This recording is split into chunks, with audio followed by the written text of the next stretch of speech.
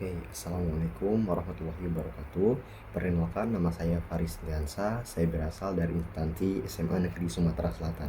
Oke, di sini saya akan resensikan suatu buku yang sudah saya baca sebelumnya. Dari seorang penulis yaitu Larry King, yang dimana Larry King ini adalah seorang legenda talk show, yang dimana dia pernah menulis buku ini yang berjudul dengan Seni Berbicara Kepada Siapa Saja, di kapan saja dan di mana saja.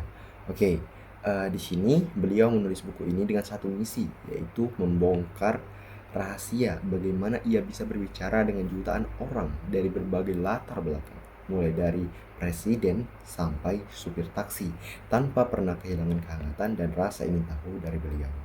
Oke, kita mengimajinasikan ketika kita sedang dalam ruangan yang dimana terdapat manusia lain di dalamnya. Kemudian seorang di sebelahmu mulai mengajak ngobrol dan 5 menit kemudian kalian sudah tertawa bersama. Nah, kemampuan seperti itu berbicara dengan siapapun dan dimanapun tanpa canggung bukan bahkan bawaan, tetapi keterampilan yang bisa dilatih. Nah, buku dari Larry King ini adalah peta jalan untuk sampai ke titik itu, di mana ilmu komunikasi eh, dalam kehidupan kita sehari-hari, baik dari rumah, sekolah, kantor, dan seluruh tempat yang ada, karena kita adalah makhluk sosial, di mana pasti akan memerlukan skill berbicara yang baik dan benar sehingga dapat menarik minat pendengar atau lawan bicara kita. Nah, di buku ini terbagi menjadi beberapa poin, beberapa bagian yang dapat kita baca. Dan yang pertama itu membuka obrolan tanpa canggung. Nah, dia percaya, atau Larry King ini percaya, bahwa obrolan kecil ini adalah pintu menuju percakapan besar. Kadang cukup mulai dari cuaca panas banget ya, lalu berkembang ke topik dan mendalam. Nah, lalu di sini kita lanjut ke bagian 2, yaitu mendengarkan lebih penting dari berbicara. Nah, penjelasan singkat dari bab ini itu adalah, ironisnya, pembicara hebat justru adalah pendengar yang baik. Nah, Larry King menunjukkan trik sederhana untuk membuat lawan bicara merasa benar-benar dengar. Oke, yang selanjutnya itu yang ketiga. Pada bab ketiga itu mengatasi rasa gugup. Nah, di sini semua orang pernah gugup pastinya, termasuk dirinya saat pertama kali siaran. Nah, buku ini memandu orang bagaimana mengubah gugup menjadi antusiasme. Oke, yang selanjutnya yang keempat itu adalah menyesuaikan gaya bicara. Nah, berbicara dengan anak kecil tentu berbeda pastinya dengan berbicara dengan CEO.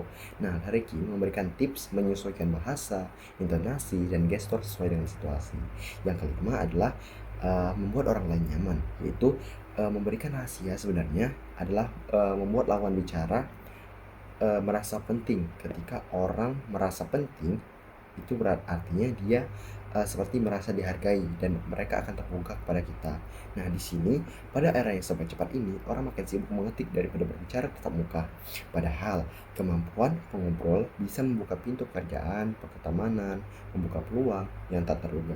Buku ini mengajak kita ke seni komunikasi yang hangat, spontan, dan tulus, merupakan sesuatu yang mulai hilang di tengah hiruk-pikuk di media sosial.